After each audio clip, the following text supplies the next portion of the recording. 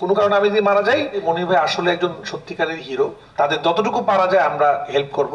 একটা সিনেমা একজন পরিচালক, একজন নায়ক, একজন নায়িকা দিয়ে আসলে তৈরি হয় না। একটা সিনেমা তৈরি হইতে অনেক অনেক মানুষ লাগে।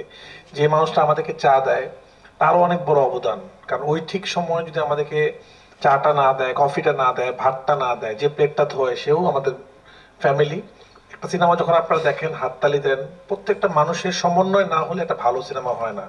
একজন ডিরেক্টর একা একটা ভালো সিনেমা বানাতে পারে না। যে ড্রাইভারটা ভোর 3টার দিকে ঘুম থেকে উঠে আমাদের আর্টিস্টদের বাসা থেকে আর্টিস্টদেরকে তুলে সবার আগে আসে এবং সবার লাস্টে সে বাসায় যায়। যে লাইটম্যানটা আসলে, আমরা তো শুটিং প্যাক আপ বলে বাসায় চলে যাই, সে কিন্তু বাসায় যেতে পারে না। সে আস্তে আস্তে করে লাইটটা খুলে সবার লাস্টে বাসায় যায় এবং সবার আগে পরের দিন আবার শুটিং এ আসে। আপনারা কখনো শুনবেন না যে একজন টেকনিক্যাল টিম শুটিং এ লেট করে আসছে। তারা যায় সবার লাস্টে, সবার আগে আসে। তো এই মানুষগুলাই আসলে আমার মনে হয় তাদের জন্যই সিনেমাটা হয়, তাদের জন্যই আসলে দর্শক হাততালি দেয়। তো তাদেরকে আমাদের অবমূল্যায়ন করলে হবে না। আমি মনির ভাইয়ের প্রসঙ্গে পরে আসতেছি, আমি আগে বলতে চাই যে মনির ভাই তো চলে গেল, যদিও ওনার নর্মাল ভাবে মারা গেছে উনি, কিন্তু এইরকম যারা ক্যামেরার পিছনে কাজ করে বা স্ট্যান্ডম্যান বলেন, সহশিল্পী বলেন, বা প্রোডাকশন বয় বলেন, বা লাইটের লোক বলেন, অথবা যারা গাড়ি চালায়, এদের তো লাইফের কোনো নিশ্চয়তা নাই আসলে।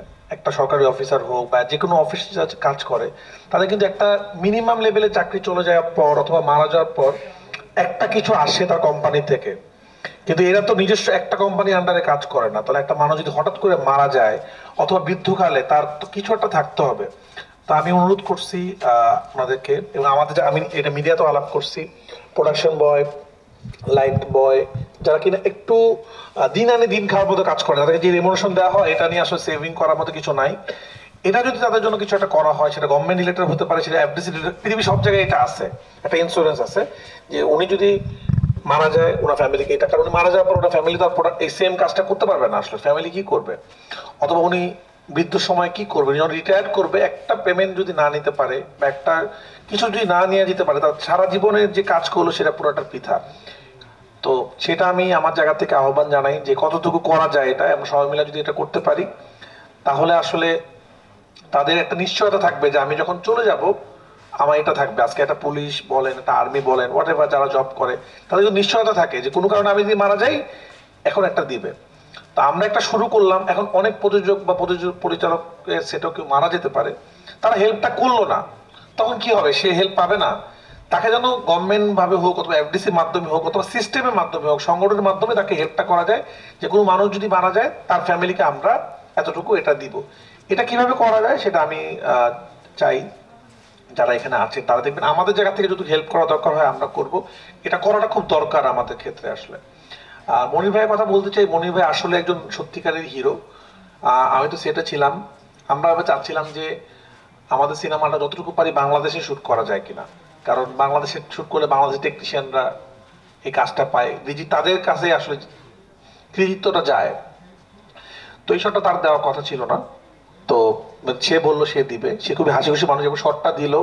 শট দেওয়ার পর কিন্তু সে সবার সাথে সেলফি তুলেছে, হাসাহাসি করছে, এবং সে বলেছে যে দেখিয়ে দিলাম কেমন হইলো, কেমন লাগছে সবার কাছে, সিনেমা হলে কেমন লাগবে। তারপরে কিন্তু সে প্রায় 1-1.5 ঘন্টা পরে হঠাৎ করে সে অসুস্থ হয়ে যায় এবং তাকে হাসপাতালে মারা যায়। তা আমরা যদি আসলে সেটাকে বলি অ্যাক্সিডেন্ট, তাহলে কিন্তু মনির ভাইকে উনি কিন্তু শটটা হিরোর মতোই দিয়েছে। ওনার শটে কিন্তু কোনো ক্ষতি হয় না এবং দিয়েছে, এবং আপনার সিনেমাতে সেই শটটা হয়তো দেখবেন।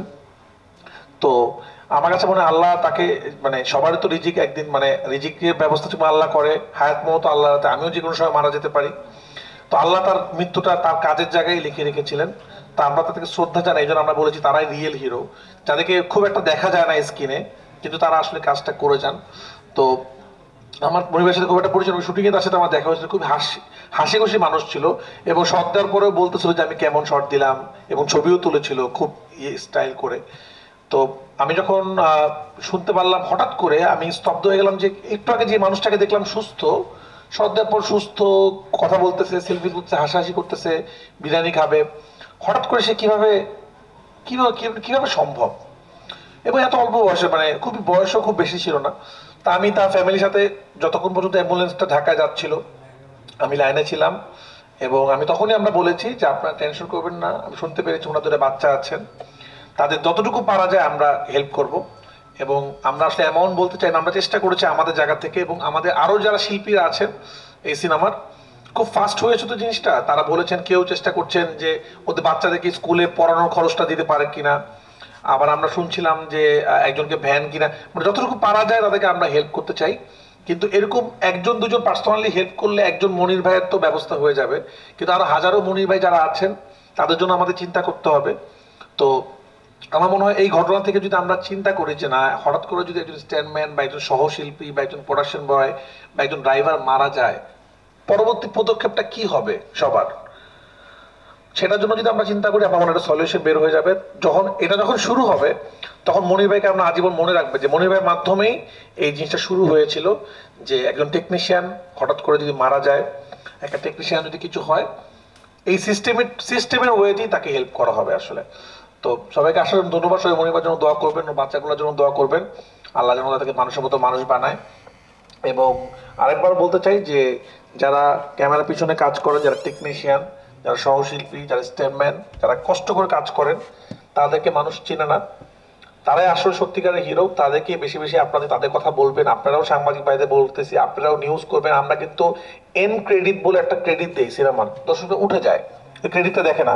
আমাদের কিন্তু যে চা দেয়, যে ড্রাইভার, তার কথাও থাকে। একটা সিনেমা যখন ওয়ার্ক করে, আমরা বলবো যে ডিরেক্টর, পরিচালক, নায়ক নায়িকা, এদের পাশাপাশি তাদেরকেও যদি আপনারা তাদের কথা মাঝে মাঝে বলেন যে এই সিনেমার এরা ছিল পিছনের মানুষ, তারা আরো উদ্বুদ্ধ হবে কাজ করার জন্য। সবাইকে অনেক অনেক ধন্যবাদ। আসসালামু আলাইকুম।